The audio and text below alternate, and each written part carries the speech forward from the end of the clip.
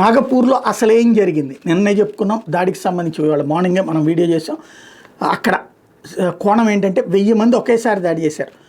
ఈ నెల 17న జరిగిన హింసాత్మక ఘటనలతో మహారాష్ట్రలో నాగ్పూర్ అట్టుడిగిపోతుంది. అసలు కారణం హంసపురి ప్రాంతంలో 2 వర్గాల మధ్య నెలకొన్న ఘర్షణలకు పెద్ద ఎత్తున దుకాణాలు ధ్వంసమైన, వాహనాల్లో అగ్నిలో కాలిపోయినాయి. ఆ రోజున ఏకంగా 1000 మందితో కూడిన ఒక ముఖ రాళ్లు రువ్వుతూ పెద్ద ఎత్తున విధ్వంసానికి పాల్పడింది.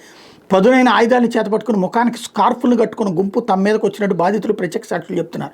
ఔరంగజేబు సమాధిని తొలగించాలని డిమాండ్పై ఈ ఉద్రిక్తలు చోటు చేసుకున్నట్టు మహారాష్ట్ర పోలీసులు అధికారికంగా నోటిఫికేషన్లో పేర్కొన్నారు. ఔరంగజేబు సమాధి తొలగింపుకు మద్దతుగా విహెచ్పి మరియు బజరంగ్ దళకి చెందిన దాదాపు 200 నుంచి 250 మంది సభ్యులు మహల్కి చేరుకున్నారు.